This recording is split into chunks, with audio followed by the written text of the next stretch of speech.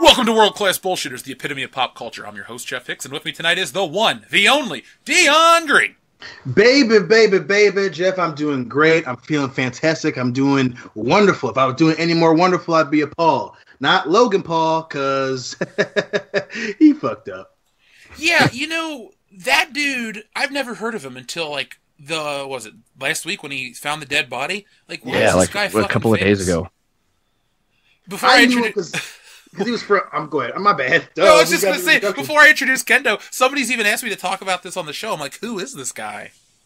Yeah, no, I saw that too, because they're like, are you guys going to talk about Logan Paul on your thing? I'm like, who the fuck is Logan Paul? I thought he was going to be like the next director of some fucking movie.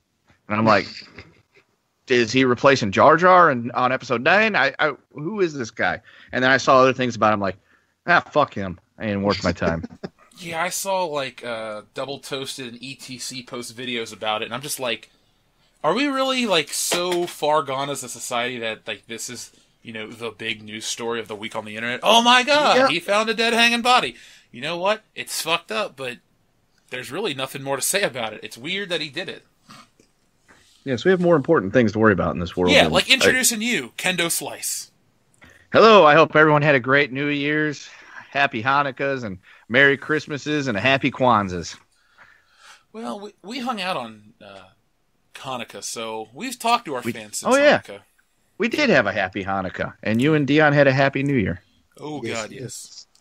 So it is 2018, and we're back. But how was your Kwanzaa? That's the important thing. Bitch, if I celebrated Kwanzaa, I'd be telling you how great it was. Well, I celebrated Kwanzaa. No, you don't. You don't know me. It's true, I don't. But anyway, back to our show. It's 2018. It's a new year. We got a fuckload of movies that we're looking forward to. Mm-hmm. We have tons and tons of superhero movies, a couple good action movies here and there. But most importantly, in a mere 5 months, probably the biggest train wreck ever, Solo, a Star Wars story, is going to be released. So, Jesus Christ. Yeah, if you thought we were done talking about Star Wars on the channel, well, tonight maybe we are. But god damn it, we have a ton to look forward to. A Solo, a Star Wars story. But before we get into that, let's give a very special shout out to our newest patrons. Now, patrons, first off, thank you. Thank you to, we almost have 100 patrons at this point. So I'm going to go back and I'm going to thank the patrons. Now, just for the record, like I always tell you guys, I read them in, inverse order, meaning the most current patrons get read first because I'm reading it from the email. So, first off, a very special thank you to Jeremy Burgess, Hakeem Benali, Rafael Ramos, The Cynical Knight, Darian Davis, Alex Garbett, Ian Marshall Manning. He upped his pledge to $10, so thank you very much, Ian Marshall Manning. By the way, you don't have to apologize for sending us the repeat messages. It happens to everybody, so you didn't even have to apologize to us. Who else do we have on here? A lot more. God, this email list goes on. I haven't deleted a single email ever. James Edwards. And then we also have John Muller. And Dirk Pitt. The Bag Cartel. Wow, there are way more than I remember. Willie? Hey, but we got a cartel on our side now. Yeah. Matthew Panate. Argus LVI. I'm just liking these sexy pauses. I know. Yeah. Well, I'm trying to read them between my emails from CD Japan. It's like, hey, Jeff, this action figure you bought brings 45 emails. Nintendo. Hey, Jeff, we're Japan. Yeah. Let's see. And I think that's it. Yeah, that is about it right now. Yep, those are all the new patrons. So patrons, and Floriano Cavagnoli. So patrons, thank you very much for helping World Class Bullshitters grow. Obviously, 2017 was our best year yet. We were able to get actual new equipment, so that's cool. In 2018, we're going to do all kinds of new shit. Like I said, we're going to launch the World Class Bullshitters website. We'll have all kinds of cool World Class Bullshitters merchandise and just a fun online community. It'll be better than the Facebook page. It'll be more concentrated. It'll be cool. It'll be funnier. There'll be less restrictions on the bullshit you can post. And we're going to make it free, so that's going to be awesome. But, again, thank you to all you wonderful patrons, because without you guys, it wouldn't be possible.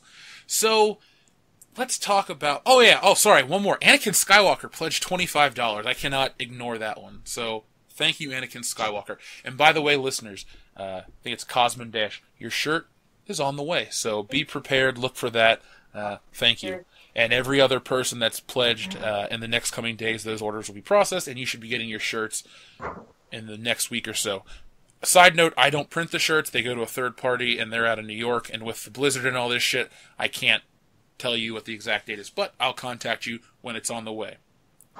Dude, it's not even a blizzard anymore. Now it's like one of those, what they call it, a fucking cyclone bomb or some crazy shit going on. That sounds dangerous.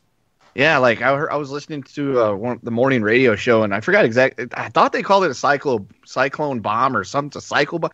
All I know is it has something to do with when like the pressure drops like 40 points or something crazy like that in a short period of time, and essentially it's like a hurricane blizzard or something crazy. Yeah, I wasn't really paying attention. It stretches from the U.S. all the way down to fucking Cuba. It's the same system. It's fucking nuts.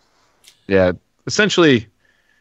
Like Florida is supposed to get like 5 inches of snow or something crazy like that. So you know those fucking people are going to die. If Oregon people came and pumped their own gas without freaking out, can you imagine a bunch of Florida people getting snowed on?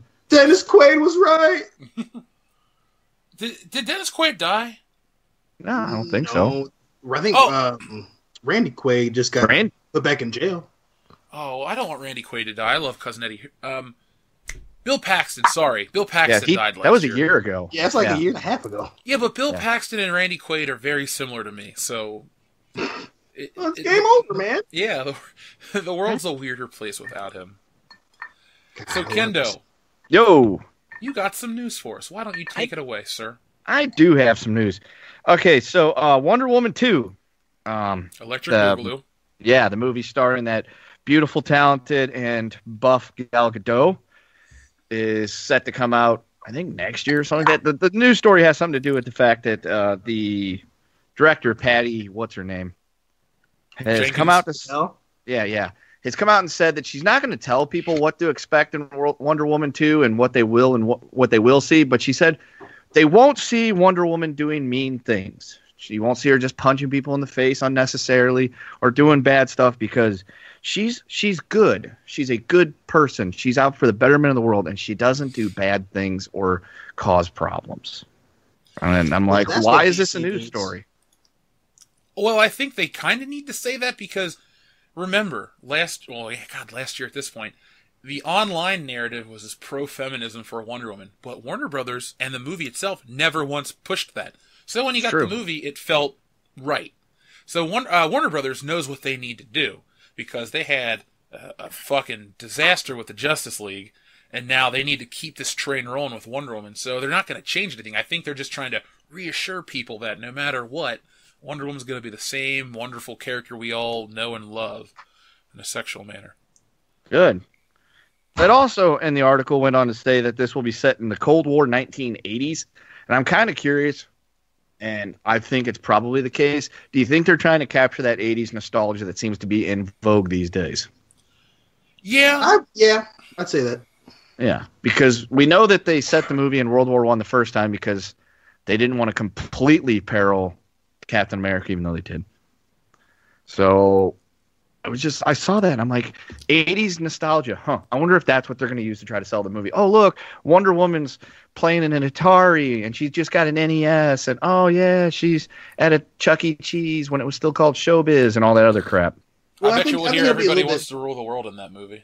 I won't complain. Well, I don't think it'll be bad. I just think that it'll be more because every 80s Soviet movie, a lot of the time it's always like espionage level stuff. And I think it'll be a fun. And we never, outside of comic books, we don't really get to see what superheroes did, when the Soviet Union was super high. And, we haven't seen that visually really all that much outside of the Quest for Peace. But I'm like I said, they won me over in terms of the first one. It was a pretty good movie. I would be very interested to see what Wonder Woman does when there's that Soviet paranoia and shit going on. So I'm on board with that one. Oh, yeah, it'll be cool because Captain America, the way the movie was framed, in comic book time, he came back during this Cold War. Right. So you got to see Captain America fight not KGB, that's a Batman character. You got to see Captain America during the Cold War, and it was interesting. Not in the movies, because he was unthawed in 2000 what? 11. Yep. So he kind of missed it by a lot. Yeah. Oh yeah. We'll see. I'd like to see like a Winter Soldier level enemy for her too. Like, I mean, I don't know. I'm not that familiar with Wonder Woman. I would love to. I don't know if she has any enemies that are kind of like the Winter Soldier, but that'd be fucking cool. Really cool to see that whole, Mother Russia enemy trying to punch Wonder Woman in the face. I dig it. What if the character's name is literally Mother Russia?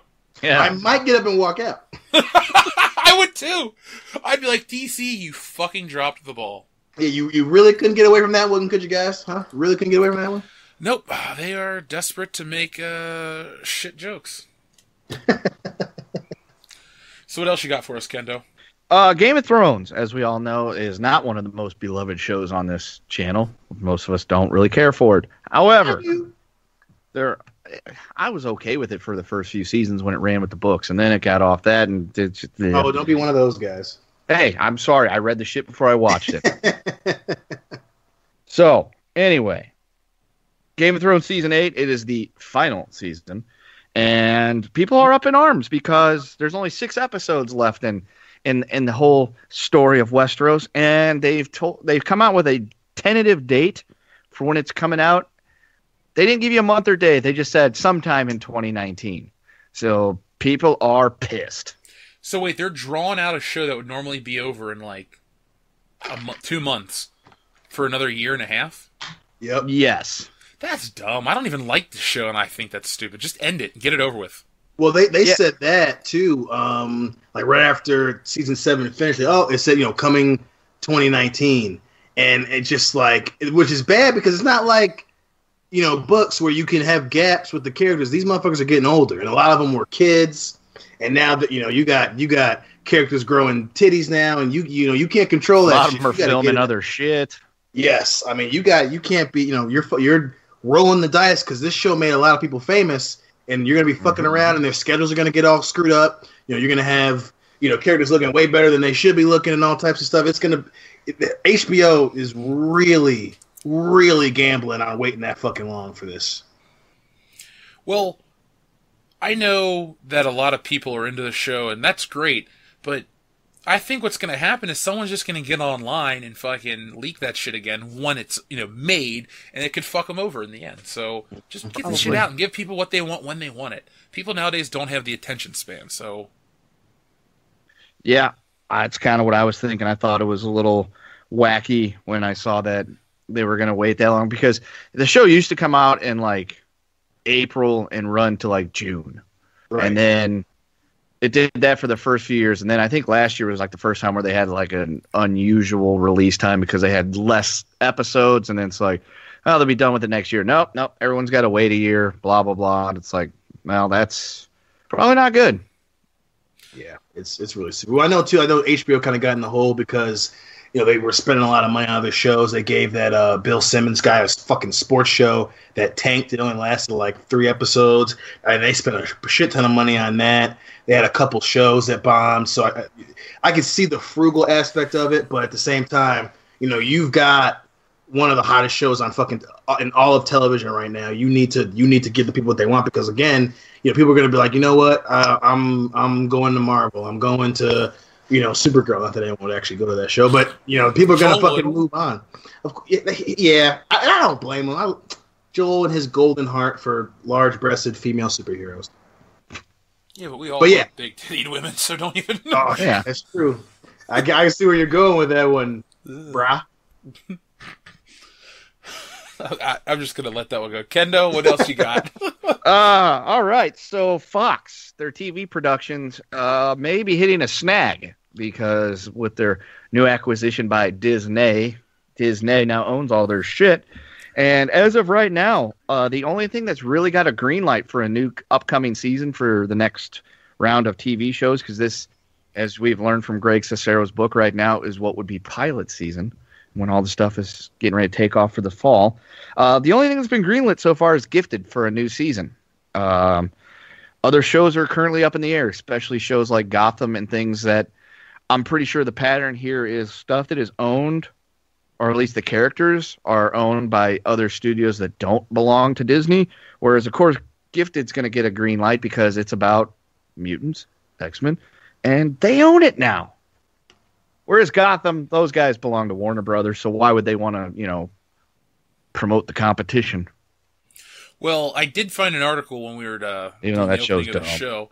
Yeah, Gotham's a garbage TV show. I don't watch it. But over on Screen Rant, they said that Fox TV shows won't change tones or air on ABC post-Disney buyout. So it says, while change is coming, Disney's buyout won't see Fox TV shows move to ABC or change their tone. Last month's announcement that the Walt Disney Company is buying out Fox has brought a lot of questions. Most coverage focused on the Marvel Studios getting back their IPs. Yeah, that's the biggest fucking problem. Everyone, I know this guy, he may listen to the show, he probably won't, so I won't mention his name, but he and I got into an argument on Facebook. He's like, it's so great that I get to see the Fantastic Four fight with Wolverine and all this other shit. I'm like, dude, there are a million other fucking problems that you don't know what's going on. Like, all entertainment's going to become homogenized. Oh, blah, blah, blah, it's so great. Like, fuck off, okay? Just go watch your fucking Doctor Who with your chick and shut up. Entertainment's garbage right now. But, yeah. It says Disney won't change Deadpool to match its family-friendly things, but there are plenty of things still up in the air. Yeah, blah, blah, blah, blah. The article even goes on to say they don't even know if it'll be finalized, this Disney Fox merger, so let's hope not. Yeah, I'm on the side that says, don't let them do it. Yeah, and I'm all for capitalism, but I'm like, nah, I don't want that to happen. I'm pro-government this time, and I'll never say that again. Yeah, that's one of the few times where I'm ever going to say, I wish the government would step in and do something. Yeah, there's no good to be had. I literally couldn't give less than two shits about the X-Men showing up in the Marvel Cinematic Universe. Like, I'm so ready for it to end. I need a break. I need a 3 to 5 year break. Mm-hmm. It won't happen. That train has sailed, but they, God damn it. Yeah, I mean, as soon as they get rid of the characters I like, I'll be kind of tired of it, because everyone's going to go, what about the new characters? You'll like them as much. No. I know the characters. Like, people act like these Marvel characters are brand new. If you read a comic book, you've known who all these characters are for decades. I know who the Black Panther is. I'm not going to all of a sudden say, I didn't know what Wakanda was until 2015 when they mentioned it in Age of Ultron. It's like, sorry, I read the books. I know what's going on with these characters.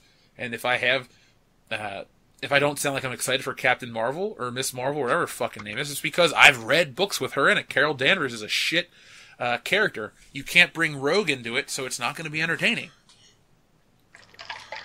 And the coolest thing she's ever done is she was in a coma for like 30 years. So yeah, they tried to specifically make Civil War 2 for her, and it was fucking kind of boring. Everything at Marvel has been kind of boring. Civil War 2 was a bad title. I'll tell you, the worst Marvel title I think I've ever read, like big event, was not Civil War 2. What was it called? Secret War 2 or Secret Wars, the new Secret War that came out a couple years ago. Yeah, where Doom's fucking Doctor Doom fucking fucks up all fabric in the Ultimate Universe. Yeah, I know what you're talking about. That one story was unreadable. The ending was cool, but everything through it was so fucking discombobulated, and they tried to fucking mix Old Man Logan with it. Like, yeah, you could tell that Marvel was scraping the barrel, which is, the other, outside of doing all that forced, of bullshit with, we need all this and that and equality, da da da da da. It was poor story writing, and that was a prime fucking example of it. The reason I get so upset with SJW Marvel's forced diversity is because they had the diversity there before, man. Like, this. I'm not teaching you anything. Oh, yeah. But goddammit, the X-Men was an allegory for racism, sexism, homophobia, all this shit. They had the AIDS scare. All this crap was in the X-Men. In characters we all liked. No one ever once bitched that Storm was black and led the X-Men. As a little kid, I thought Storm was cool. She had cool powers.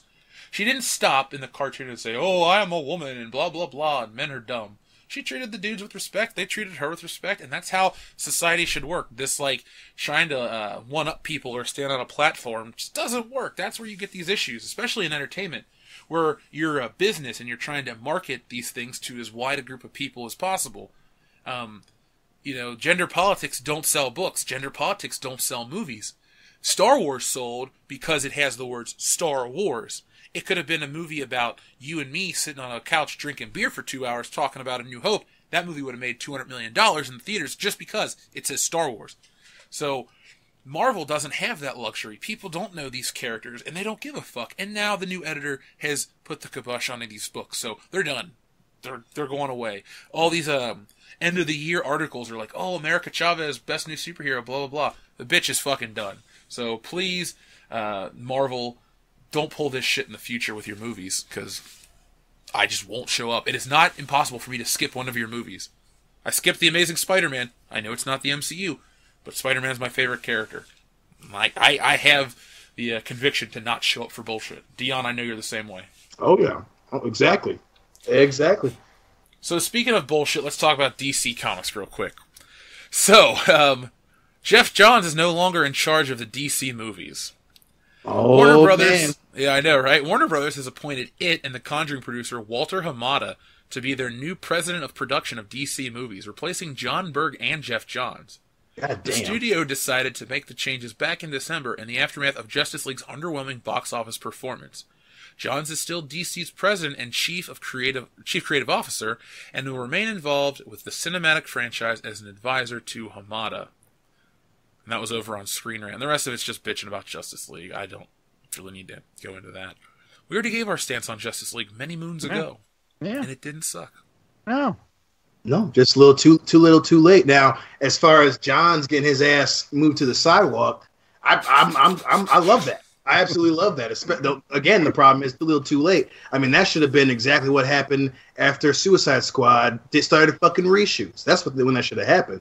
I mean, obviously, you know, the fact that the fucking momentum was so bad and so slow and so shittily built. The trailer was horrible for Justice League. Obviously, Suicide Squad was so shitty. None of those motherfuckers were even in the goddamn Justice League movie. So, you know, him getting moved to the side, I love it. But again, I don't know what they're going to do going forward. I don't know what they can do going forward outside of just, you know, make these just hero movies on their own. But we'll see, man. You know, that dude just has done so much damage. I don't think that there's a lot that they can do to salvage it outside of, you know, just keep the ball going forward and make better fucking movies. Well, the thing about Jeff Johns is a fantastic comic book writer. Yep. Comic book writers don't always translate to the best Visual. creative advisors for movies. Right. Sometimes, you know, Sam Raimi knew the character of Spider-Man very well, and they didn't really have a lot of Marvel writers work on those movies. You just need to get a director that's into the franchise, that respects it and loves it. You don't need to get a director who just wants something on a resume. Hypothetically, if I was a film director and they came to me with a Spider-Man movie, I'd be like, well, if I have free reign to do the character justice, then I'll do it forever, you know? You just got to get somebody like that has that motivation, that can do these things, that loves these characters. Now, Jeff Johns does love these characters, but Jeff Johns comes from Michigan State. He's just your average, everyday dude. Yeah, he did work for our patron saint, Richard Donner, for a little bit. He's had some experience, but overall, he's kind of like been a big deal over at DC Comics and the writing front for many, many years. He's produced some really great titles. Then he kind of just got thrown into this pool of movie making because of the great stories he wrote at the comic book end of the business, and it didn't work. I think you're going to need to...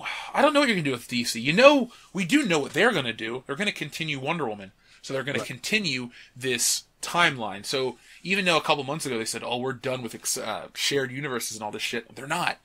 Because if Wonder Woman 2 is going to continue in that timeline, you can't all of a sudden have Superman and Batman take place outside of it.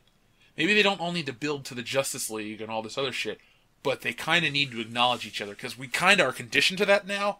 And anything that doesn't do that isn't going to work, good or bad. I think your latter point, it can work if it's done correctly, right? So a bad way to do that is to mirror what they did with the Justice League build-up. Now, if they were to do separate movies and do a better job of, you know, a shared threat that leads to a climax where they all come together again, you know, that's fine too. But so much hinges on the movie doing well. You can't have characters in the same universe like the Suicide Squad making, you know, world-changing events and it's not mentioned in any other movies. You can't have great characters like Batman and then have mismatched castings and weird character developments like fucking Lex Luthor. Like you have to make complete fucking movies, and even if you want to do a separate universe, those characters have to hold weight on their own. And that was what the problem was with DC all the way up until Justice League. We didn't know that they had a great universe until they finally had Flash and Cyborg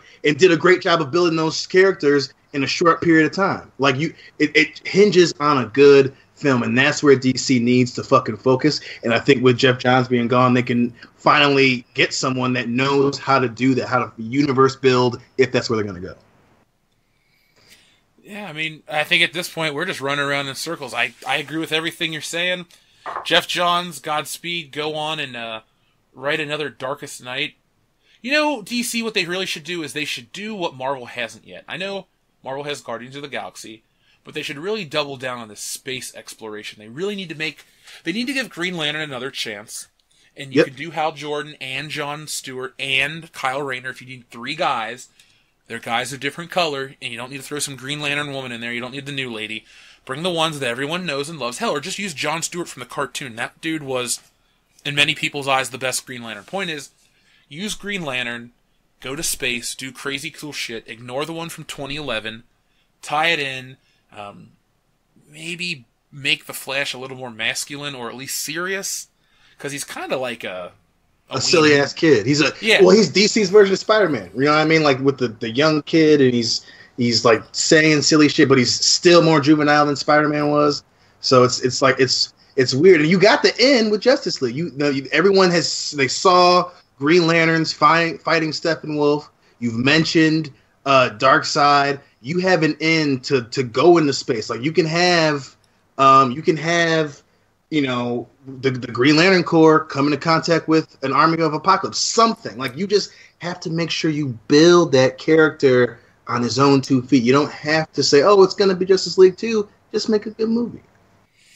Yeah, by the way, I'm so over Spider-Man being a little kid. I know I've said it before, but Hillary and I were literally talking about that after you left, because it came up, and I think Diane said some silly shit about Spider-Man, and I was just like, I'm done with him being a fucking kid, man. I don't care about him being in fucking high school. I want to see an adult.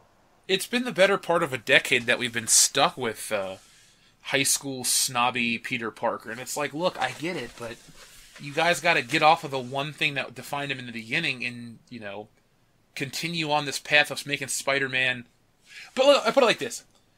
The older I get, and the older a lot of people get, high school was just a short time in everyone's life. It was 4 years. Everyone has to do it. It's really nothing special to a point where it's like going to college means something. Going to high school, it's like basic. It's like doing time. Yeah, and the thing is, everyone gets on through high school, and you move on as a person, and you just look back, and you're like, high school's high school.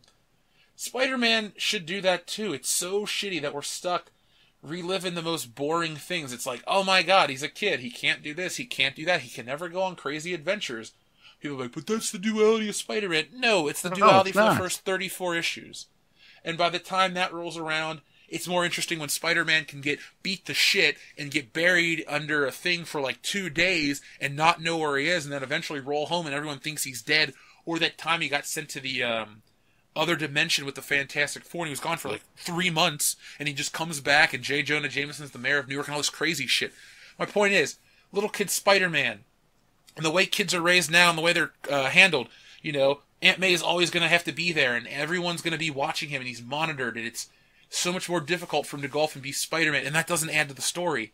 It just makes it frustrating, because we, the audience, want to go out and see this fun, high-flying superhero action. We don't really want to just sit and watch a kid in a fucking class and his weird, colorful array of friends that nobody fucking likes go on and on about shit. I don't care about Ned being the man in the chair. He's just some stupid friend. He's not interesting. Spider-Man faces no adversity as Peter Parker anymore. He's the smartest kid in the smartest school. People don't talk shit to him. Flash is a dick for like 2 seconds in a sentence or two. There's no real threat. Well, not only that, it's bad storytelling, because again, even the business side, you want to make a character that people want to be. There's a small part of your audience that wants to be a kid in high school. Very small part of your audience. The rest of them either want to get to adulthood, or they're already adults and they want to look to something that's like, this guy's an adult and he's going off, he's being Spider-Man, blah, blah, blah, blah. No one fucking wants to watch a kid in high school. Nobody wants to. This isn't High School Musical. No one wants to go and pay money to go to a movie where this would be hard to be in high school and be a superhero. Am I right? Yeah, but that's not interesting. Not anymore. It's not fucking interesting. No. We're all well-adjusted adults that aren't pining for the days of high school. We don't want to have to relive that shit. Right.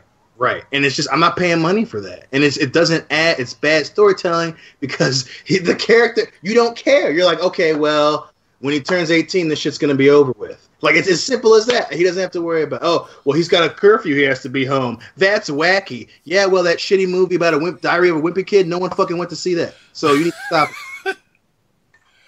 Well, I mean, the high school age Spider-Man was done right one time in the Spectacular Spider-Man cartoon because there were real threats and real dangers, and it was an interesting, well-plotted story. Ever since that cartoon ended, we've had bullshit cartoons like Ultimate Spider-Man and this new Disney one, which is unwatchable. We've had bullshit movies like Homecoming and the Amazing Spider-Man franchise, which, by the way, listeners, one of our longest-running patrons, Justin Beck, has requested to have us review. So in the coming weeks, maybe next week it'll be on YouTube, we're going to have a commentary special of the Amazing Spider-Mans 1 and 2 because he loves to torture us. Yeah. And he'll be on it. He'll be on it. So, you know. That's what you get for being a high tier Patreon.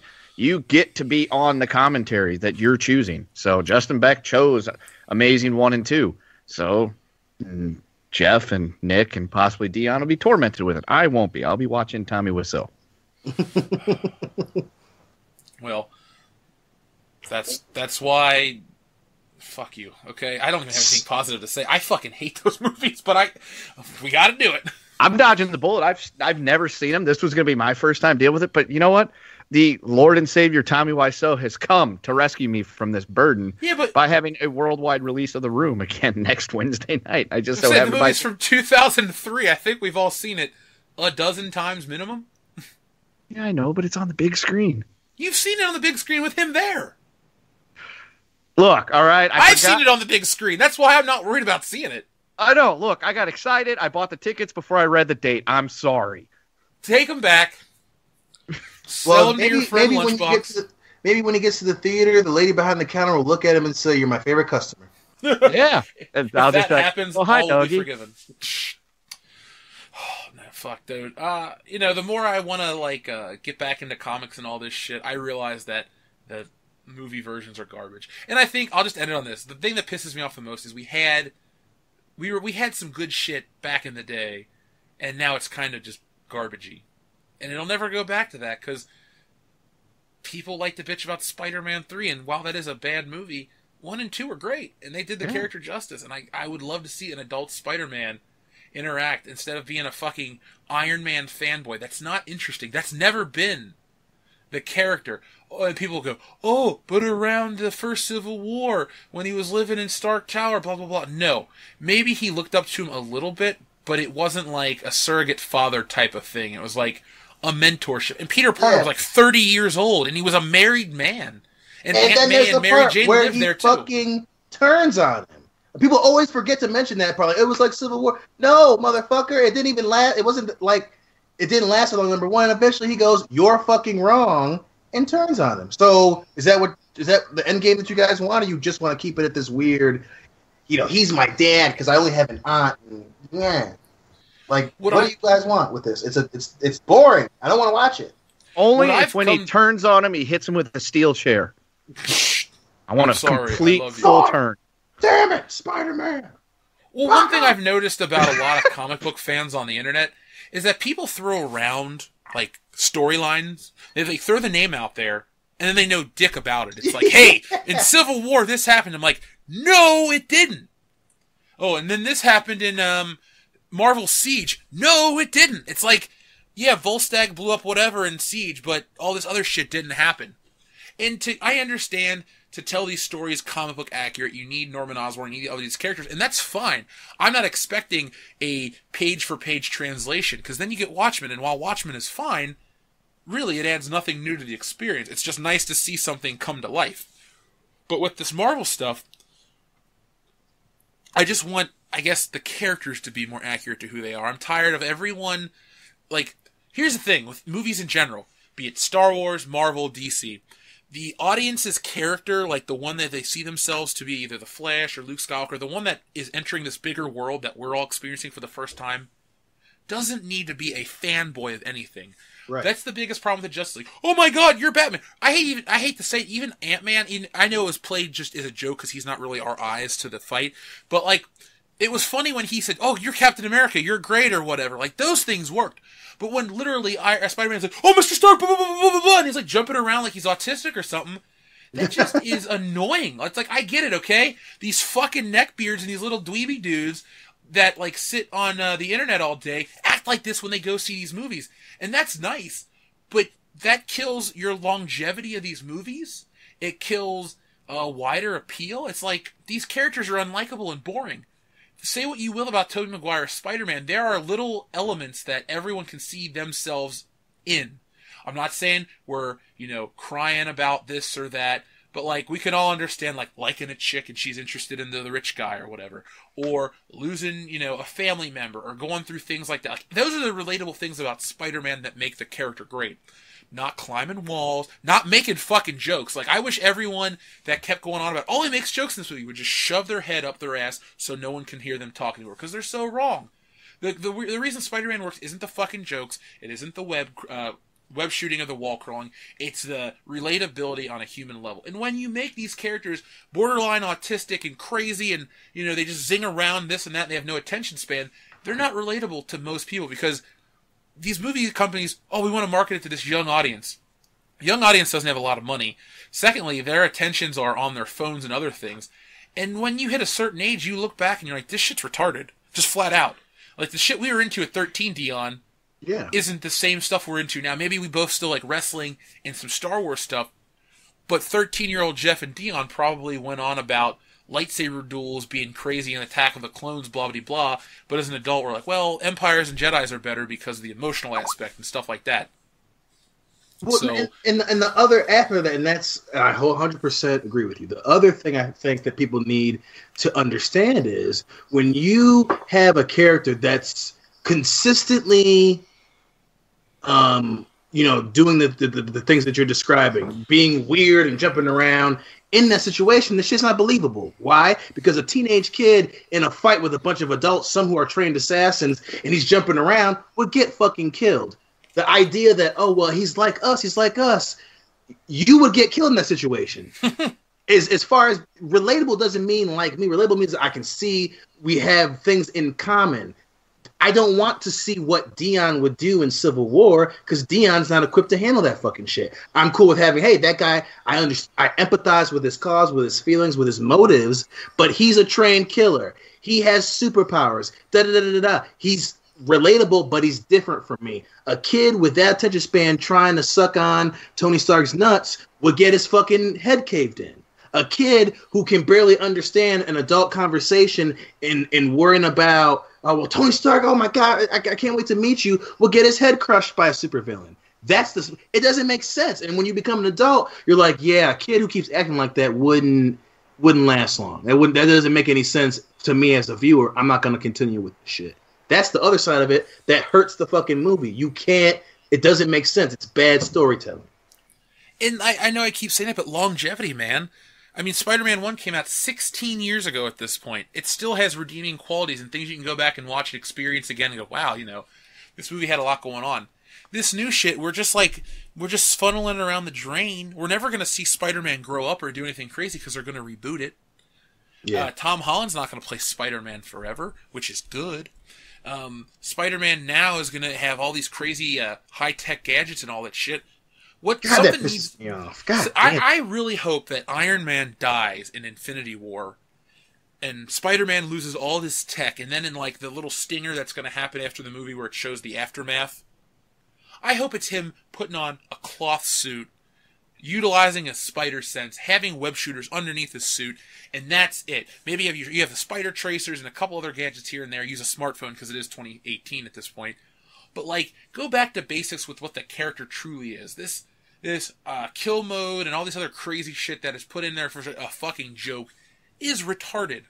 I don't know. Marvel has done really good so far, but the uncertainty I have the feelings of uncertainty I have now kind of make me question a lot of the things I've been into in the past. It's a weird feeling right now. So, Well, no, I think that's 100% the nose, man. Especially with aspects of Marvel and Star Wars, the state of Star Wars right now. I think that's the you just hit the fucking point of the problems that people have with these movies, man. Like I think that's holy shit. We just had a fucking breakthrough. We just solved some fucking life problems because you're looking back on things you loved as a kid. And you're like, wow, I don't like. Was that right for me to be into that? You know. So I think you fucking nailed it just now. I and agree. The beautiful. Thanks, other Dion. Well, the nice thing, though, is every once in a while you go back and you watch something that you liked as a kid, and you find that it actually holds weight, and you can appreciate it on another level. That's when I consider something truly great. Like, I know I say all the time, like Back to the Future. It works when you're a little kid because you laugh at the jokes, and there's time travel, and there's funny shit. But then as an adult, you watch, like, a story of a man with insecurities who overcomes the insecurities and is able to truly become great with George McFly. Or you see Biff and how, being a piece of shit really backfires on you in life. Like, there are certain elements to that movie you can learn from and, upon further viewings. Sometimes you sit down and you watch something dumb like The Amazing Spider-Man, you learn nothing. You learn that being a disrespectful piece of shit gets your girlfriend's dad killed and your uncle killed. Yep. Like, there's nothing... And the thing is, none of these characters you can aspire to be like. I'm not saying that you need to want to be like fictional characters, but you look at certain ones and you're like, they have traits that I would like to have. As much as I like James Bond doesn't have traits I'd like to have. I think he's cool, and it's cool to be, like to pick up women and shit, but other than that, James Bond is a fucking garbage human being. He just drinks himself to sleep every night and could die at any point. But there are other characters out there that He's just, kind of cool to me. It is cool, but you don't aspire to be a lonely alcoholic. That's usually a response to a traumatic event, which we learned through Casino Royale.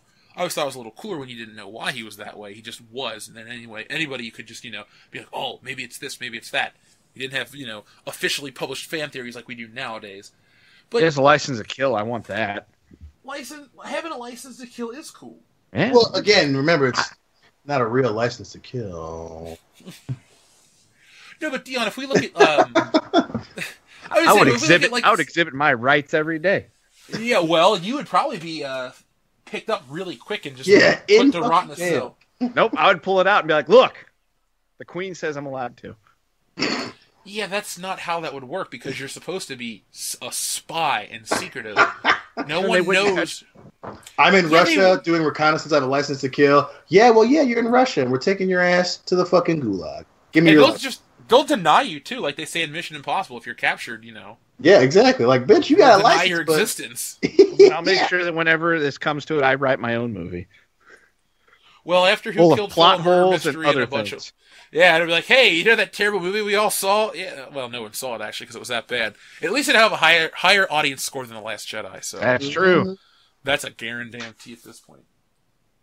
But real quick before I finish it, do you see what I'm saying, Dion? Like, if you look at certain characters, they have a certain sense of honor or respect or nobility. Yes. Even somebody as basic as, like, Axel Foley. You gotta respect the dude because his best friend was murdered, he was tenacious, he found out all this shit, and he made something happen. Modern-day Spider-Man doesn't have any honor or nobility or nothing inspirational about it. It's just a fucking kid running around going, oh my god, oh my god, oh my god, like a bunch of fucking nerds at a comic book convention. And once everyone collectively wakes up from this shit, they're going to go, this isn't that good. Because, today I found an article that said, or not an article, it was like a little meme, and it's like, I think it's about time we respect Michael Keaton for how great of a Batman he was. And I was like, you know what? We do. And it would be nice, in like 10 years we'll hear that about Tobey Maguire Spider-Man for the first two ones. I'll never try to justify Part 3. It's a bad movie. Yep. But in those first two films, there are a lot of elements and a lot of themes that have never been recaptured and won't be by choice. And that's the biggest problem. Right. No, I definitely get that, especially the aspiration aspect of it. Well, I mean, like, even McClane has a few things. It's like, maybe he acts like a piece of shit at times, but, like, when he literally has an exit in the beginning of that movie, he's like, nope, I gotta do what's right. You know, I think somebody like you would look at it and go, yeah, you know what? Maybe in that situation, I would like to think I could do what's right. Right. I look at it and go, I'd take the exit and just call the police. But my point is, like, there are people like you who look at that shit and go, yeah, you know, that's the thing to do. And maybe when you're facing some bullshit adversity at the office or whatever, you're like, you know what? I'll do the right thing because X, Y, and Z did the right thing. And, you know, it changes your situation. I guarantee there are people out there that have been in those situations. Yeah.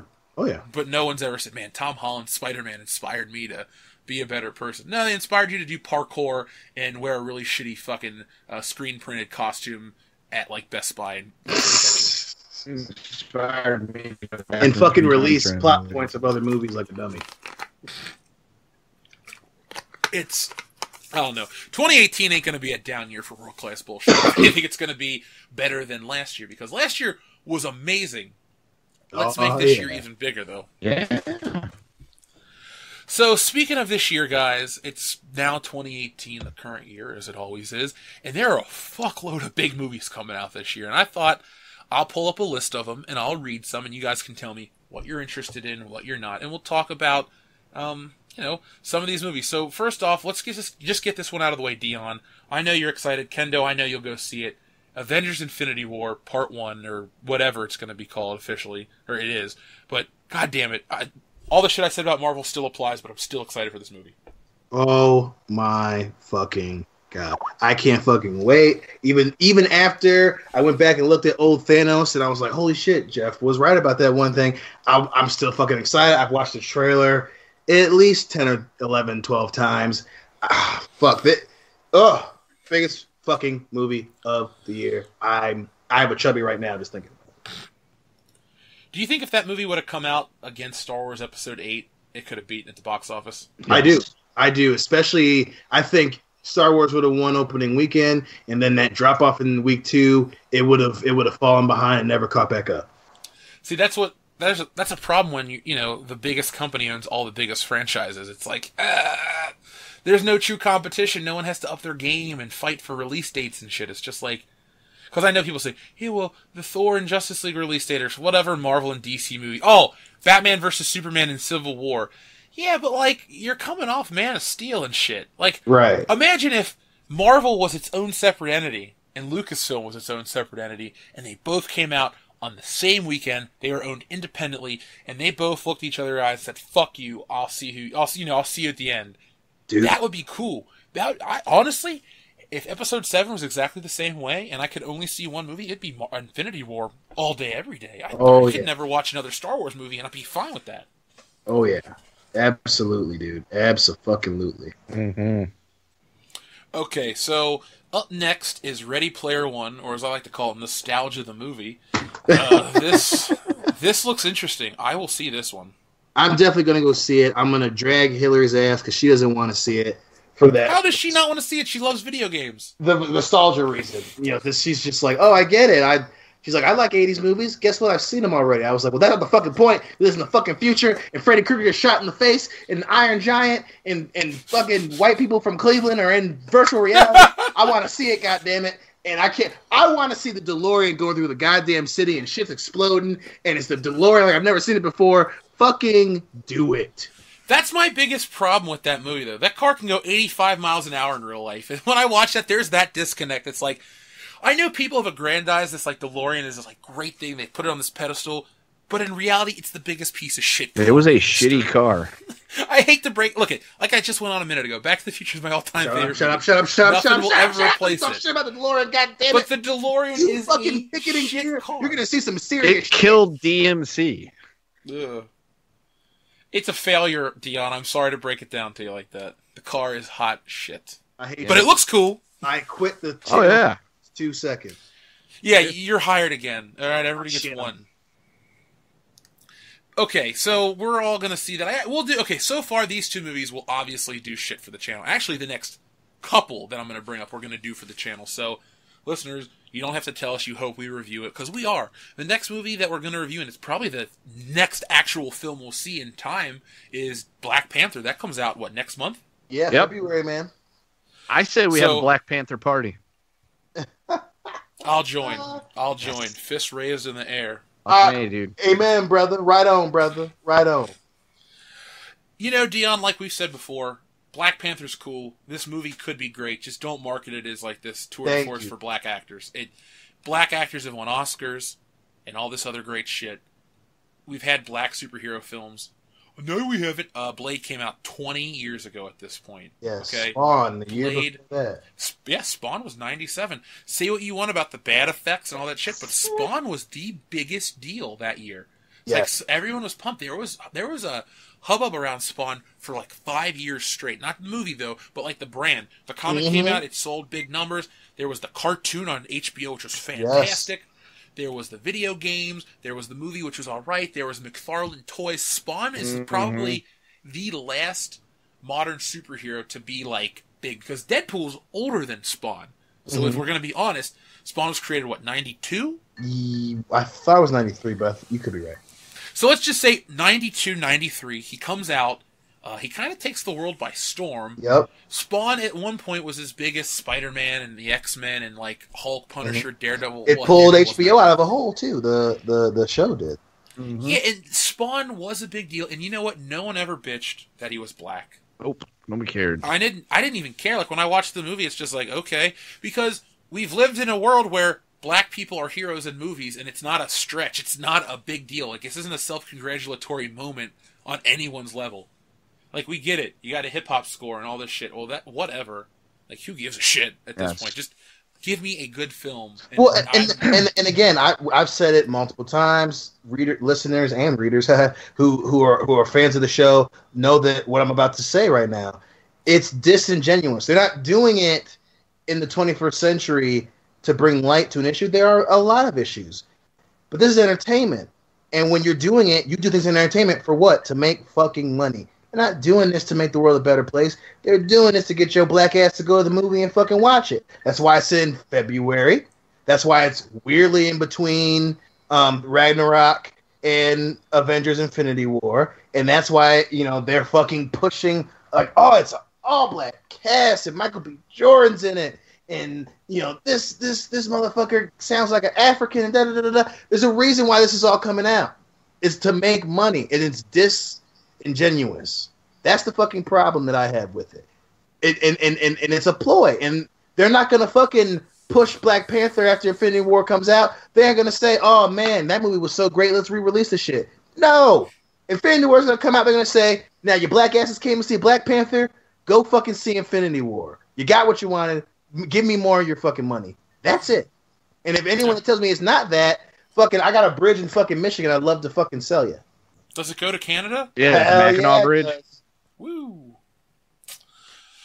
Yeah, so that's our thoughts on Black Panther. We've been talking about it for months, but, our audience base has, tripled since then, so whatever. Okay, here's the one that I'm most excited for all the wrong reasons. Solo, a Star Wars story. That comes out in May. I made note of that one on my list, too. All I can say is goddamn. Goddamn, this is going to be a dumpster fire. Yeah. It's going to be so bad. I wrote Solo-Trainwreck. That's why I'm excited for it. What saddens me, though, is Han Solo, even though he's dead and he died like a bitch and ran out on his family like a fag, he's still my favorite Star Wars character. Listen, you can love Han Ono as much as you want, but this movie, when they cast the motherfucker and news breaks out that the director and the executives behind the movie are not satisfied with his portrayal of the character, that's when you're like, oh, shit. Sir, you jumped the gun. I wasn't going to praise this. I was just going to say this movie can be terrible, and I'm still not going to hate Harrison Ford's portrayal, but this thing is going to ruin Han Solo as a character. And it's almost like Kathleen Kennedy's doing this on purpose. It's like, hey, remember all your favorite heroes? Well, now they're ruined even before you met them. It's like, hey, Luke Skywalker went out like a bitch. Now we're going to go back when Han Solo was young and make him an even bigger bitch and just try to ruin him on every front. Han Solo figures have sold for 41 years. Well, 40 years at this point. Why are you trying to damage a brand? Because for 40 more years, the character ain't going to sell. You're going to introduce him to this new generation. Like, that guy's not that good. These older guys, us, the 29-year-olds and up, that remember Han Solo being a badass space pirate, are just going to be like, we're too old for this shit. And the new generation's going to be like, he's that guy that left his family, and that's not cool. I'm looking forward to seeing the Emilia Clarke toys rotting on the shelves. I can't wait to see the ones that I'm going to laugh even harder for or the goddamn Donald Glover, Lando Calrissians. I can't wait. Listen, as much as I can't wait for this movie to do bad, I cannot fucking wait for the movie to start and Donald Glover comes onto the screen as Han Solo, comes on the screen as Lando Calrissian, and he doesn't fucking look like him. And he's the opposite of fucking cool. He's that awkward Negro from fucking Community. I'm gonna laugh out loud. You know what? I might even have to go down to Cincinnati just so you can see my fucking reaction. I cannot. Yeah, do it. I'm so excited to see him. Like I said, Donald Glover, all right. His music's pretty good, I think. But I can't. Oh my god, I am so excited to see this shit fail. Especially him. Oh man, Atlanta was so good. Okay. That means that you can be the coolest dude, arguably the coolest dude in the galaxy. Okay, let's see. He is how the this coolest works. dude. Look, Lando's the smoothest dude in the galaxy. Even Han Solo can't hold a candle to him. I can't wait. Now, Harrison Ford is cooler than Billy D. Williams, I think. Yes. But Lando is definitely slicker than Han Solo, because Han Solo's coming off the Falcon. He's all smelly and gross and blah blah blah. And I was like, "Hello, what have we here?" He's got a fucking cape. Yep. And he pulls a prank on his friend. It's like, all right, this guy's cool. And then you find out he's a piece of shit, but then he redeems himself. Mm-hmm. So he's an interesting character too. Donald Glover isn't going to be that. And I love how people are going to... Here's the one thing I'm most excited for. The websites like Forbes and The Guardian Vanity and all Fair these... Vanity Fair, because that's where I go to for my fucking news. I'm waiting for all these articles to say, it's racist not to buy the new Lando figure as they rot on shelves. It's racist to not support new... And the authors don't even buy the shit. I can't wait for that. It's like, bitch, show me your collection of Star Wars figures. Because if you look through mine, as embarrassing it sounds at 29 years old, I got Lando. Multiple Landos. Cloud City Lando. Lando from Return of the Jedi. Skiffguard Lando. Lando's just been a part of Star Wars. It ain't about being a black dude. It's like, hey, Lando's a part of Star Wars as much as Han and Luke and Leia and Chewbacca. Nowadays, it's like, hey, blah, blah, blah. We gotta bring color into it. Not once did it ever mention in Empire Jedi Lando being dark, chocolate, blah, blah, blah, blah, blah. No. It was, old smoothie. That's about it. And then they made the motherfucker the leader of the attack on the second fucking Death Star. Yeah. And Han trusted him with the Millennium Falcon. General Calrissian. Yes. Yeah, him and Han were actually equal. They heard about his fucking maneuver at the Battle of Tanab, man. Yeah. I'm so glad I have a friend that can quote this movie back and forth with me. Because normally it's me mentioning like weird one-off comments and people are just like, huh? And you're finishing what I was about to say. Thanks, goddammit. Get out my head, Jeff. Get out my head. Well, I got out of your state, so I'm going to stay in your head Yeah, for a while. well, you can come back. I'll be back eventually when it's warmer and not, Shit, he'll be 4 degrees. He'll be in your state in a couple weeks. Yeah, so will you. Bitch, you were supposed to come and see me last time you were in this goddamn state. I wasn't in the state the last time. I'll tell you about it off air. I had to cut the trip short. I had to lay some carpet. You know what I'm talking about. Yeah, literally, someone came to his house and installed a rug. I had carpet installed. And it got moved up. Don't lie to me now, goddammit. You was over there munching on some carpet when you got back home. Yeah, it ain't that cool of a story, Dion. I hate to break it to you. Yeah, no, it's literally carpet. Actual carpet. So, let's see. What else we got? Deadpool 2, I'm excited for. I'm definitely super excited. Yeah, should be good. You know what? This one isn't going to change at all. I think Deadpool 2 will be as good as we're hoping. I'm not really sold on Domino, but... whatever, and I hope they don't make it. Everything worked so well in the because when they were like, oh, Gina Carano's gonna be in it, I was like, oh shit, but it worked out pretty well. The only thing I'm worried about is as long as the movie's as good as the trailer, because that might be one of the best trailers I've seen ever in my entire. That's the best teaser trailer ever made. It was fantastic. I'm just like, please, this might be a moment where it's like, how. Is this epic trailer, this epic teaser, better than the movie? That's the only thing I'm worried about. Domino thing, I'll at least wait to see. Well, I wasn't worried about her color. What I'm worried about is... No, I wasn't talking about that. I was talking about her being Deadpool ended with him and Vanessa. Like, she accepted that he was fucking ruined. That's the thing I think I enjoyed most about that film. Yeah, it was funny, it was memorable, but what I really liked was at the end, she kind of looked through his cancer-ridden face and was like, I love you, blah, blah, blah. It had like a cool ending. I was like, okay, this is legit. Like, there's some real emotion behind this movie. It's not just like, it ends with a fart joke or something retarded. Right. I don't really want that to all be taken away just to bring another woman chair. in for Deadpool to lust after. It's like, these kind of movies, the sequels need to build upon themselves. We'll use Beverly Hills Cop. Number 2 built off number 1. The relationships with the characters felt natural and progressive. Same with Riggs and Murtaugh. By the number 4, Riggs was part of Murtaugh's family. You know, those people, they all loved each other truly. If they were real people, you know, they would be every holiday together, this, that, and the other. I like that type of thing. I don't like when characters revert just to make a sequel. Like Batman. Batman Returns. Like Vicky Vale shouldn't have just left to introduce Catwoman. I like Catwoman more, but like Vicky Vale should have been in the movie to get pushed out or something. This just one-off thing kind of defeats the purpose of the previous thing. Like you build up to this one thing and the next one it's just completely gone. Yeah, and where was Knox? He should have been in all of them. I love fucking Robert Wuhl. Yes. Knox should have been in every movie. Well, following we know the what Batman. happened. We know what happened. You know why? Bruce Wayne wrote him a grant, and he went off the fuck off in Japan. Right. So That's right. That's right. He got his grant, and he went to celebrate the King of the Wicker people. No, Would it be silly for me? Would it be silly for me to admit that when I was a kid watching that movie, I thought he said $1,000, and I was like, $1,000 isn't going to get you that far, Knox. Why are you so worked up about $1,000? It's okay, Dion. When I was a kid, I thought the same thing. I was like, oh, he got $1,000. I Cool. thought that shit for years. I was like, $1,000? Like, that's not that much. I don't know. The first time I saw the movie, I was like 6, 7, 8 years old. So $1,000 to me, like the idea of $1,000, I was like, holy shit, that guy's rich. Now it's like $1,000. Yeah, I can burn through that in an afternoon and not have anything worth having. It's all bills.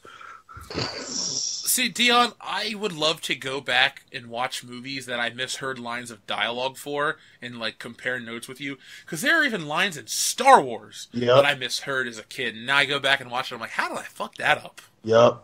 It's just like, oh, well, I guess, you know, while I could comprehend so much, a basic line of dialogue from C-3PO was just like, whoosh, right over my head. So, whatever. His weird robot inflection through my naive 8-year-old ears. Well, I was like 6 when I saw Star Wars, but anyway. Next movie. So if those first 5, we'll do for the channel for sure. Oh, yeah. I'm really interested to talk about Ready Player One because none of us have read the book. It'll be interesting. We got to cover Marvel movies because it's kind of who we've always been. Even before this channel, Dion. I remember in 2008 when we first started hanging out. Dude, you see that commercial for Iron Man when he's fucking flying next to the jet and it looks crazy? And we were like, oh my god, this is going to be awesome. And it was. And how totally hurt that we were when we found out that it came out after we went home for the summer. Yeah. Like, I remember the first thing I did coming home from college is like, Mom, I need 2 things. She goes, what? I said, I need a copy of Grand Theft Auto 4 and I need to go see Iron Man. And I got both things and then I got a job and it sucked. But for as awesome as that summer was for Iron Man, we did have Indiana Jones 4. Oh, God, don't. You had the shit out of my memory. Yeah, sorry. Speaking of shit, here's a movie I won't see. Jurassic World, was it Fallen something? Kingdom. I will see it after it comes out on video, and I will watch it just because I like dinosaurs. I'm not going to expect it to be a good movie. I'm figuring it's going to suck. I just want to see dinosaurs. I just don't like Jurassic Park. I mean, I saw the first one, and it's just fine. But it's not a movie that I embraced as a kid. The only dinosaurs I liked as a kid were the Dinozords from Power Rangers. That is not a thing to be upset about. That's a great way to live your life, and I'm proud of you as your friend. Secondly, Jurassic Park was fucking amazing. It had adventure. It had elements of horror. It had suspense. That's what it lost with the sequels. That's what it fucking did not have in the newest one. And I don't give a shit about seeing Chris Pratt go back to that fucking island with that cute redhead and fucking volcanoes. That's stupid. I don't want to see that is shit. Bryce Dallas Howard the cute redhead for you? Yeah. Yes. He's got a great backside. You know what? Ron Howard's kind of a goofy-looking dude, but his daughter... Opie, you done well, son. You done well, Opie. That's the only thing you've done well recently, but good for you. Hey, you made Solo a Star Wars story because that's a hit. Man, him and Ridley Scott, they've just... God damn it, man.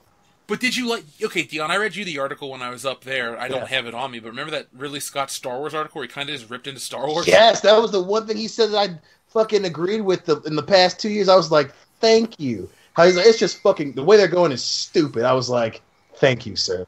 Thank you. Ridley Scott has made some great movies, but not really in our lifetime. A couple. No. I think in our lifetime, Tony Scott's made better movies, but he's no longer with us. R.I.P. baby. R.I.P. R.I.P. Tony. Is he the one that jumped off the bridge? Yeah. I thought so. I keep wanting to think that was Jerry Bruckheimer that did that. I'm like, no, it couldn't be. He's still making stuff. But Don Simpson's dead, his other partner. Yeah, but that was more of an illness thing, not a header. God, Don Simpson. True. Died, man.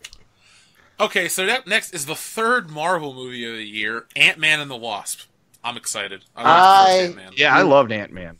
Yes, I like the Wasp a lot in the fucking Ant-Man movie too. I can't wait for that shit. She got the suit in the end. I want to see that charm, that relationship, that goddamn offspring of Judd Apatow. I fucking want to see it. Yeah, I want to see more of the original Wasp. I want to see more of the backstory. You know what? I know it sounds crazy. I would pay to watch an Ant-Man and Wasp movie that takes place during the Cold War. Because Hank Pym invented that shit back then. Off the top of your head, who would you cast as Michael Michael Douglas's character? Oh, Hank Pym. I would have Michael Douglas just be de-aged, like they do Robert Downey Jr. and shit. No, I would okay. He's I know like this sounds 69 or something, isn't he? Yeah, but I like when they de-age these actors. For example, I would be on board with 5 more Indiana Jones films if they just either de-aged Harrison Ford's face and put his head on a different body where he spoke, or something like that. Because I don't want old man Indiana Jones, but I'm really cool with a World War II Indiana Jones movie if it looks and sounds like Harrison Ford. Part of me would just be like, okay, we've made up for part 4. It's still a shitty movie, but I feel safe again. I think that's where we're going to go in the future. It's like, hey, remember, this actor? Well, he's been dead for 20 years, but we CGI'd his face, and now you can have more Uncle Buck. It's like, it could be cool. I'll check it out once. Awesome. They're going to target John Candy. I kind of want him to do Chris Farley. Get that Chris Farley Shrek movie. Fuck that. I refuse to walk past that joke, goddammit. That was hilarious. It could be good.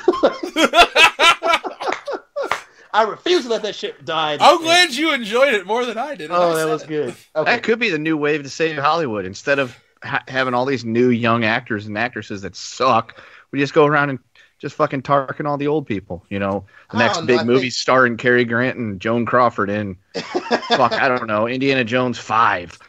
I think Tron Legacy kind of hurt that rise a little bit. Not that Jeff Bridges' de-aging thing was bad. I thought it was good, especially for 2010. But it's just you gotta the story was kind of lackluster, and I think for dumb people they were like, oh man, that doesn't work when you do. It's like that wasn't the problem with that movie,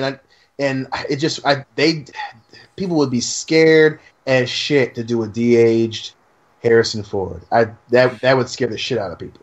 I think we're a little past it though, because look at Civil War. And look at Ant-Man and stuff like that. It's almost seamless. It doesn't look weird anymore. With Jeff Bridges, it looked off. And they recreated his face in CGI. What they've been doing is they've been de-aging, the actor's actually there, and they de-age their face through computers and all this shit. So like Harrison Ford, if they made Indiana Jones 5, and he's on set doing shit, and they just de-age him, he's there. It's just Robert Downey Jr. looked flawless from Civil War to the flashback, because that was how he looked in the 80s. I've seen a lot of movies. Oh yeah. So you think they could do that for a whole movie though? Oh yeah, they could do it. If they can do it for one scene that convincingly, all they gotta do is spend the time and the money and do it for other shit. And I know if they pulled that off with Indiana Jones or something and it worked right, it would be crazy. I think for this Han Solo movie, what they should have done is they should have hired anybody to play Han Solo, done this recreation face thing to augment it to look like Harrison Ford, get his son who's a voice actor to voice the character, and make it a weird amalgamation of human and CGI, but at the end of it, it's literally just Han Solo on screen, because there are certain characters that shouldn't be played by other actors. And Han Solo is one of them. Indiana Jones. Harrison Ford has really defined 2 characters, more so than a lot of other actors have. Bruce Willis is just really John McClane, and Corbin Dallas is a fine character, but doesn't have the same impact as John McClane. Stallone, his Rambo and Rocky. I don't want to see any more of those movies, but it's the same thing. It's like, hey, we need to make a Rambo during 1991's Desert Storm Insurgency. Well, we'll just de-age Stallone shit, and there you go. If it looks good, I'm there for it. If it looks like shit, then don't do it. No, yeah, okay, yeah, that's fair. But for the last 10 minutes, that's my answer. I would get Michael Douglas to play Ant-Man! But no, that's great, no. Okay, so Ant-Man and Wasp, we're all excited. The Incredibles 2, I'll see it. I like the first one. Dude, I can't fucking wait. Now, it pisses me off that Jack is still a baby, but people have been clamoring for an Incredibles 2. Hopefully it didn't take too long. They still got Craig T. Nelson as Mr. Incredible. As far as I know, the majority of the characters from the first one, the actors are there to reprise those roles that are in the second one. I'm super excited. I was hoping to get an older Jack, an older family, and the story be Mr. and Mrs. Incredible are older now, and it's the plights of people who've been, superheroes for the last, 20, 10 years since the first one came out, or longer than that, 13 years, 13, 14 years since the last one came out. That would have been interesting, but I'll risk it, man. I'm excited. Wouldn't the daughter be like 25 at this point, or almost 30? Because isn't she in high school in the first one? Like 16, so she'd be 30 years old. That's weird. She'd be our age. Yeah. And which I think is an interesting movie. They're a family. They got to come back together to fight, fucking, I don't know, fucking another robot. Who cares? But I'm just worried that they're all they're the same fucking ages. That's the only thing that worries me. But that's the Disney thing, dude. It's more of the same, and when Disney can control it, they'll make everything the same. A New Hope and Episode 7 are the same fucking movie. Well, the old actors are old. They can't recapture them. Right. But with a CGI animated film, they can. Mm-hmm. Mm-hmm. And two things about The Incredibles. It's the best Fantastic Four movie ever made.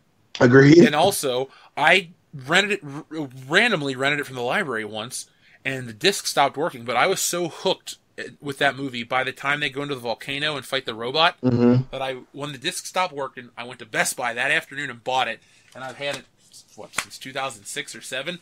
It's a fantastic Pixar movie. I don't like kid movies anymore, but that one has so much going on in it. Like you said about the family dynamic is very interesting. Yep. It's cool to see how superheroes interact in the real world once they can't be superheroes anymore. It borrows a little bit from Watchmen. It predates Civil War, but it has a very what is it called? The Keenax from Watchmen. Right. Whatever it is when the superheroes can't be superheroes. It has so much going on in it besides yay, look at Dash or whatever his name is, run really fast and all this crap. That's the secret to a good kids film that adults will watch and that people will watch for a long time. Right. It's got to have something for everyone on so many levels. You can have the flashy CGI for the kids, the superhero action for the teenagers, and then hey, I understand what it's like to have marital issues now, amplified by superhero situations. That's all interesting shit, and it works on so many levels, and that's why that movie's so good. Yeah, love it. Okay, let's talk about a piece of shit movie next, because we've had pretty positive things to say so far. Pacific Rim Uprising. I will skip this movie like I skipped the first one. I waited for the first one on DVD.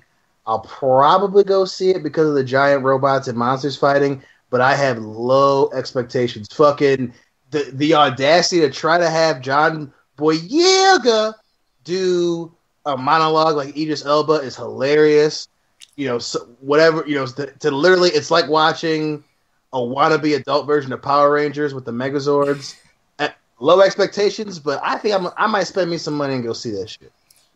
Hey, remember what a big deal the Power Rangers movie from last year was? Yeah. Yeah, I don't. Oh, no. That was so funny.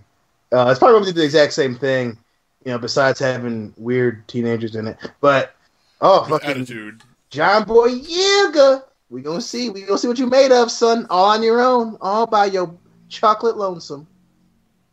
He's not that good of an actor. No. He really isn't. I tried to watch Detroit, and I'm just like, there were parts, but I'm just like, he's not that great, man. He's not that great. When he's not following a little Asian girl around. Block, and I turned that movie off. That movie was unwatchable. Attack the Block. I couldn't understand what those people were saying, and they're speaking English. It was yeah, bro. I'm like, what? I'm like, enunciate.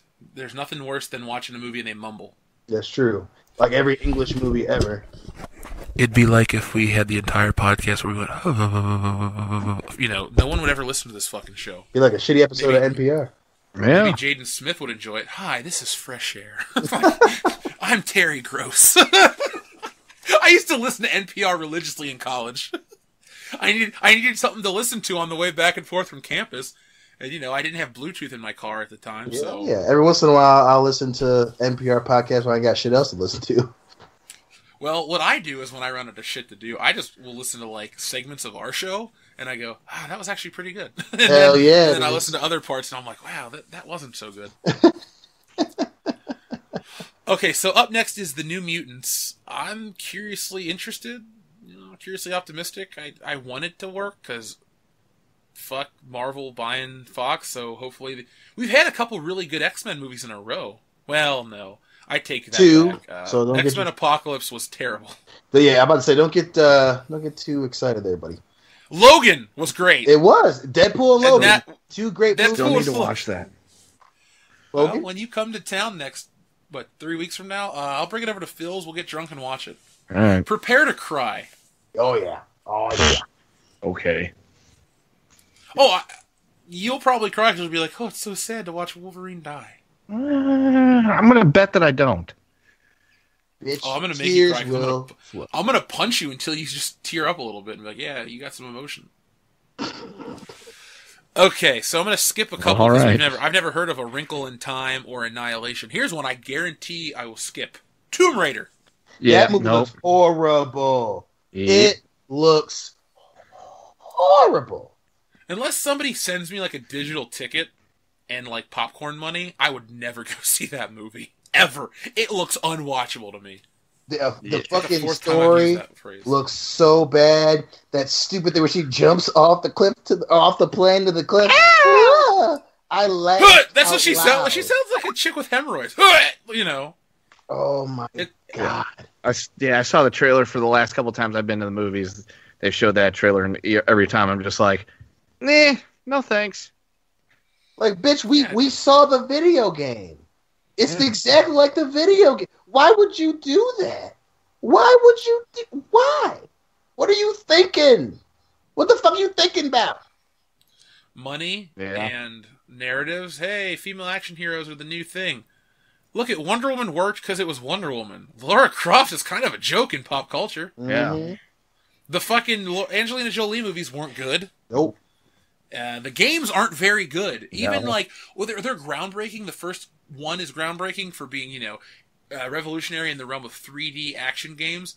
But they kind of suck. And then the other ones have kind of gone downhill. And only the newest one is, I guess, a good game. I don't know. I have it. Didn't really like it. Well, And then you got this movie, and it's just like, whatever. yeah, Lara Croft's always been, it's always been PlayStation's, hey, we did this, it's a big deal, because, there wasn't a lot like it, and everyone's like, you know what, you're right, but there are a lot of better games and a lot of better characters, but we made a movie out of it because we put the fuckable Jolie up there, and it's like, you did. And it wasn't that good, guys. It wasn't that great. And it's like, we'll make a new one, but she'll have smaller boobies, and it's that English chick that won an Oscar that everyone keeps forgetting about, and you're like, okay, yeah, but again, it doesn't look that good, guys. Well, Dion, let's be honest. Lara Croft was popular because she was a polygonal woman with giant boobs. Yes. Honestly, that's why it's sold. I don't care how sexist I sound or how insensitive I sound. Lara Croft was popular because she was a fake character with gigantic boobs. And then every big-titted model in the world would dress up like Lara Croft and go to these conventions and sell you the game. The game was sold on sex. And there's nothing wrong with that, but let's just be honest why it was popular. Right. It wasn't popular because it was a great game. It came out right around the time Mario 64 came out. Great game. And the same reason they cast Angelina fucking Jolie and not someone like Sandra Bullock in the movie, because everyone wanted to fuck her. She had giant tits, giant lips, and that's why they put her in the movie. Not because they were like, oh, girls will come and they want to be archaeologists and they want to come see the movie. No, because they were like, hey, some of these horny-ass little boys are going to come watch this fucking movie and give us their parents fucking money. Look at her short shorts. Woo. Yeah, exactly. And they'll go home, pound one out, and they'll be back here on Saturday night to see it again. And they'll pound one out in the theater and then get arrested. Yeah, Pee-wee stuff. Pee-wee! Okay. After Tomb Raider, another movie I will skip, Alita Battle Angel, which is guaranteed to be on Dustin's top 10 of the year. He also said Mother was the movie of the year, and you guys, I documented my pain watching that movie with you guys the other day. Yeah, it was. I was laughing so hard when you were just like, I fucking took it out. I couldn't finish it. I was like, dude, no. Yeah, I made it like 35, 40 minutes into it. I'm like, I can't fucking do this. It's that bad. Why don't you tell the listeners, though, what actually happened? Like, in the whole movie? Because I read the plot. No, your experience with Mother. Okay, so I decided to rent it and take it for the team because it's like, hey, I want to say that this movie's bad. I hear all these horrible things about it. Dustin says it's a great movie, so it's got to fucking suck. But I won't have a leg to stand on the argument if I don't actually watch it myself and pass my own personal judgment. So I went and got it. I watched it. I turned it on. I'm like, all right, this will be okay. The opening shot is fucking Javier Bardem Morgan putting this little crystal thing up and this house rebuilds itself. I'm like, all right, this is going to be something kind of fucky, twisty thing. And then J-Law gets up and she's wearing like this see-through like nightgown thing so you could see her ass and her nipples and stuff. It's like, I saw the fappening live as it was coming down. I've seen this all before, so that's not even going to score any points for this movie. And then it was just like Ed Harris showed up for no fucking reason and starts talking about shit. And she wakes up and he's like thrown up and naked in a bathroom and Javier Bardem Morgan's there like helping him out, and then Catwoman shows up, and there was just so much talking and stupid shit and no point going on, and it's like all slow paced and very artsy fartsy, and I'm just like, I can't get into this. This has got nothing. This is bringing nothing that says, hey, you Kenny, keep watching this movie because it's going to be good. No, not at all. I'm not saying that I don't have an attention span. I do. I can sit through a long, boring-ass movie. I did it for The Last Jedi. But it was just like the whole, like, the 35, 40 minutes that I watched it before I just threw in the towel and said I can't do this anymore, I felt like I'd been sitting there for about 6 days. It was the first time I've, like, turned off a movie and said I can't do it since Suicide Squad. That one I actually made it like an hour into it because when we did the commentary, I was just like, yeah, I haven't seen anything after this because this is the part where I turned it off and said, I can't do it anymore. I just can't. Well, I'm glad you took one for the team and suffered through Mother because I sure as shit wasn't going to watch that artsy piece of shit. Yeah, when I've got a couple of friends that will mark out for just about any movie telling me how horrible it is. It's like, okay, this is probably pretty fucking terrible. So then, after I took it out, I read through the plot synopsis of what happens after I stopped watching it. I'm glad I did. Because I don't know, it just sounded like it was really just fucking terrible. And it was like some kind of biblical, like, story thing or something. Yeah, it's an allegory for, he's God and she's the mother of the creation. You know what? She has a baby that the villagers come and, like, fawn over it and then kill it and eat it or something like that. So I guess that's supposed to be Jesus. I don't know. I'm like, I can't do this. It's like, look, I get it. I learned the story like in 1994 when I went to Catholic school for all those years. Believe me, it's nothing new to me. I don't need to be enlightened through religion or some other pretentious piece of garbage from Darren Aronofsky. I skipped it. I'll never watch it. That's why this channel isn't, we're not screen junkies where we're going to try to tell you how smart it is or some other bullshit. It may be a smart movie, but I felt really fucking stupid watching it. And not because I didn't get it, because I felt really stupid that I drove the video store, paid the $3 to watch it, and then had to turn around and drive back and turn it in because it was a one-day rental. God damn. Yeah, that's when you just stream shit for free illegally. Yeah, well. But back to Alita Battle Angel. This is that weird anime live-action film where the girl has the giant eyeballs, and that's just going to flop. Yeah. Like, that and Tomb Raider aren't going to make a bunch of money. No, those will It's the opposite. It's going to cost fucking money. Well, I know people will say, well, you guys are just saying because women are in the leads. Look, Tomb Raider is an old franchise that people don't like anymore. Like, I know your game journalists are going to go on, oh, Tomb Raider 2013 was so revolutionary, blah, blah, blah. On the Xbox One X, it's got all these 4K patches and all this other great shit. That's nice. It's not the biggest game ever. It's not even as big as it used to be. That's the biggest problem. Like, I'm trying to think of a franchise that's not... Okay, Mortal Kombat's not what it used to be. Right. They put that movie out at the height of Mortal Kombat's popularity, and it worked, because it was still really big. Tomb Raider came out in 96. It wasn't that big in 2001. Like, optimal Tomb Raider movie time would have been like 1998, 1999. Could have still had Angelina Jolie. Technology didn't advance that much. But it was '01, and we were kind of like in the next generation of PlayStation, and Lara Croft wasn't, a big presence on the first PlayStation anymore, or the second PlayStation. She had a couple games, and that was fine, but we had all moved on to other games. And Tomb Raider just was kind of an afterthought, real quick. That's how shit works in the real world. It's like, you strike while the iron's hot, or you just don't do it at all. And we're fucking 22 years removed from Tomb Raider's creation, and it's Jesus, like, are we really... Yeah. Are we worried about this movie? No. Alita Battle Angel, unless you're aware of, what is it, an anime or a manga, the Japanese source. Which we aren't. It's a movie with a girl that has weird eyes, and people are like, oh, whatever, So I'm projecting those two movies to flop miserably. Oh, it's gonna be hilarious. It's I can't wait. Especially nowadays where a movie can't be bad because it's simply fucking bad. There's always somebody. It's always someone else's fucking fault. It's not the movie's fault. Oh, it's not because it's a weird fucking movie that makes no goddamn sense based on shit that nobody fucking reads. It's everybody else's fault, bro. Can't wait. Hey, pass the buck. That's this generation's mantra, dude. That's right. Okay, here's one that Dion and I will be in. Well, Kendo, you too. The Predator comes out this year. I'm gonna see it because I love the original so goddamn much. I will go see it, but I'm worried. I'm fucking worried, especially with it's gonna be a fucking comedy, an action comedy or something now. Like, oh, then never mind. I thought it was gonna be serious like the old ones. Yeah, I want to say that there's gonna be an action comedy. So I just. Oh well, calling me disinterested. Yeah, I was gonna say I was willing to give it a chance, but if it's supposed to be like a bro film, then no, the Predator's not that at all.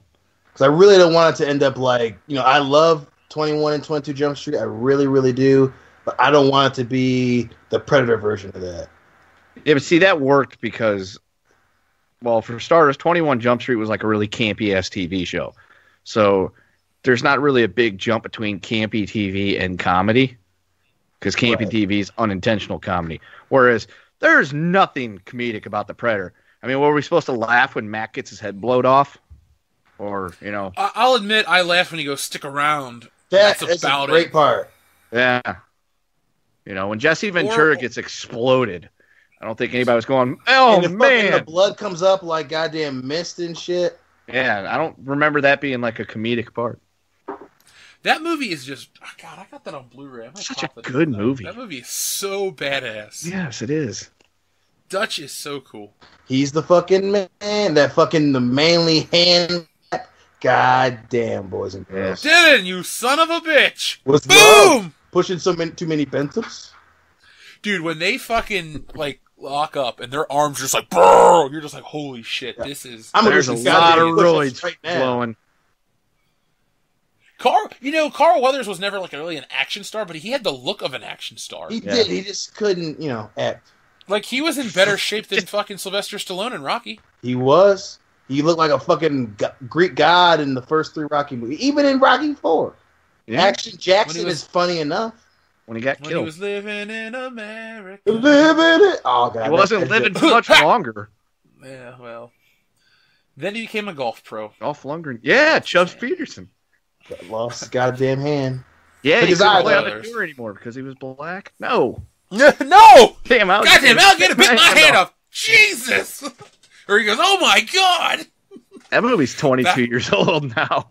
Don't worry, I'm going to finish the last couple movies we're interested in, and then I got a quick segment before we do our fan mail. Movies that turned 25 this year. Ooh. Let's make ourselves feel really old. Shit. So real quick, we also got X-Men Dark Phoenix, which I didn't know was coming out. Yeah, I'm not excited. We have the Venom movie. We have Aquaman. I am actually looking forward to that. Now, I wouldn't say I'm looking forward to it, but I'll probably go see it just because I was pleasantly surprised in the Justice League, as everybody knows. And there was times where I just really wanted to fucking hate Jason Momoa because he just reminded me too much of a wrestler that I can't stand every time he's on TV. Roman Reigns. Yeah, but in hindsight, it's like, he actually did a pretty decent job, and I gotta think maybe an Aquaman movie might be kind of good. Yeah. I fucking loved him. I didn't hate him. I just was like, it was a struggle to deal with him just because I kept wanting to be like, boo! Every time he said anything. I've just been trained to boo certain Samoans. So I'm actually looking forward to Mission Impossible 6 because they've been solid since number 4. Dude, Dare I say they've all been good. Ever since Tom Cruise got injured on a stunt, I'm just like, you know what? I respect you. I'm gonna go see that goddamn movie. I still gotta see Rogue Nation, but I'm gonna go. It's on Hulu. One. Yeah, I keep not watching it, man. I gotta watch it. I really do. Speaking of movies, we probably guaranteed not to watch Ocean's 8. I am so pissed about that goddamn movie. Tell us why, Dion. Tell us why. Because one, it's Ocean's 8. There isn't an ocean in it. Literally, it's one more example of, if we just change all of them to women just because it's going to be a good movie. No, it fucking won't. Stop. Not to mention, everyone believes Sandra fucking Bullock is a goddamn master thief who's smart enough to outsmart me. She couldn't outsmart me when I'm shit-faced on goddamn New Year's Eve. And, she barely kept that bus over 55 miles per hour. Oh, my fucking God. And then, we got Rihanna. Yeah, because Rihanna's a bankable fucking movie star. I can't fucking wait to see her randomly bust in the song, do a dance move, and then go, I got the keys, girls. God. Maybe Chris Brown will punch the shit out of her. Why couldn't it just be, 8 steely bitches or something? Just a different movie. Why did it have to be Ocean's 8? And brand recognition, Dion. Danny Ocean's not even in the fucking movie. I know. Dude. We've been over this. God. Look I saw Battleship. I know what you're going to get with Rihanna, okay? Garbage. Yeah. Remember Taylor Kitsch? Nobody does because they put him in a whole string of fucked up movies. That's what needs to happen with Rihanna. Rihanna, you make good music, stick to it. Who else is in this fucking movie? Julia Roberts? No. Is it? I don't even know. Sandra Bullock? Is she in this movie? Yeah. I always get mixed up. Everybody does. There's a good reason for that. We all know why. Look, these are all very average to unlikable actresses. The thing is, you're picking the weirdest things to make a female ensemble cast of. Look I've never seen it, but look at Pitch Perfect. That's its own thing. That's an all-female cast. Yeah. It works because it's original, and people fucking love it. There's a third one that just came out, last week? Yeah. Yeah. It isn't. It's being shit for on. Me.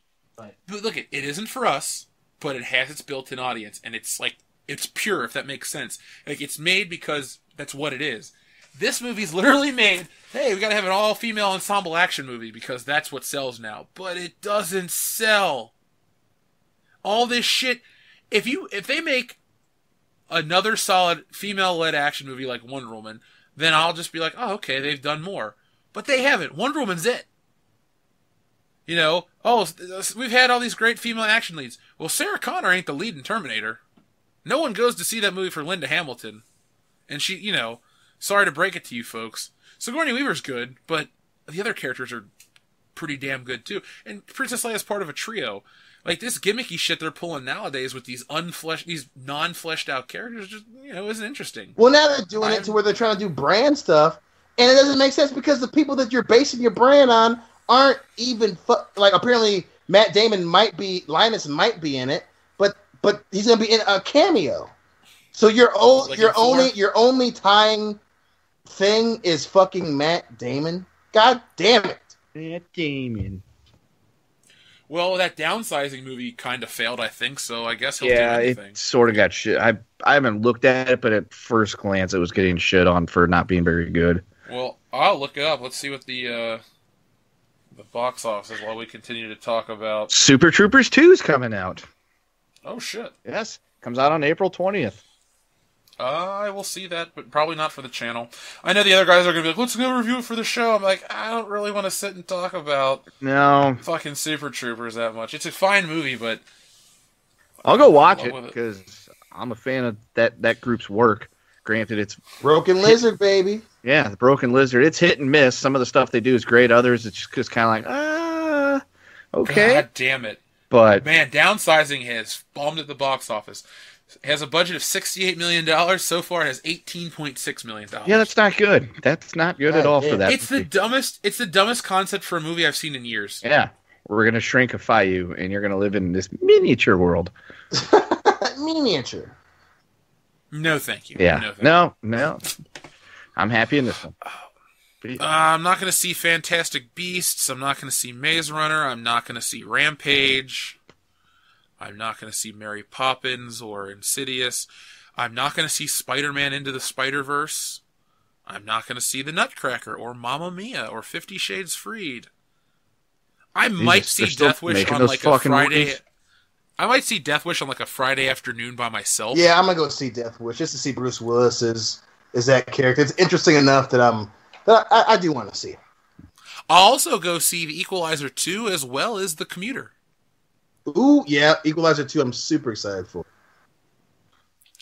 And then Holmes and Watson. Probably not. Nope. Because that's not part of the Guy Will Ferrell and John C. Reilly. God damn it.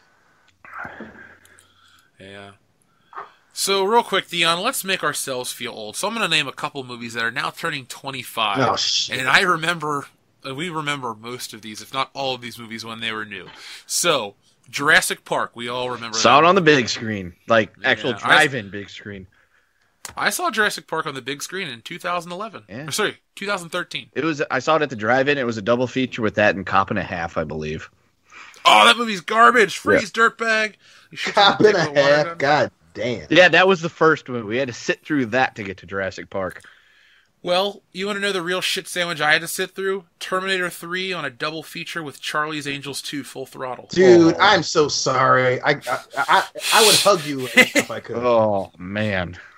I'll just get it when you come down for the Rumble, bro. I still can't get over Cameron Diaz and Bernie Mac. Well, folks, I have some good news and I have some bad news. The good news is that there was an additional 30 minutes of this episode recorded. The bad news is that it was lost to the ether because of this bullshit Skype MP3 program I've been using for the last 2 years. So, basically what you missed out is we read our fan emails and our interactions and we plugged the show and the Patreon and all that fun stuff. But I just wanted to give you guys a heads up to what is missing instead of, just ending the show abruptly. Also, out there, if anyone has any information about Discord, if you think it's a good program or how to use it, send that my way, because I'd like to abandon this terrible program once and for all and never have a flub like this again. It's kind of embarrassing for our first episode of the year to have something stupid like this happen, but then again, it's out of my control. So, thanks to those who have watched this episode, thanks for sharing it, giving it a thumbs up, all that good stuff. We'll be back next week with episode 104 of World Class Bullshitters, and hopefully everything works out again.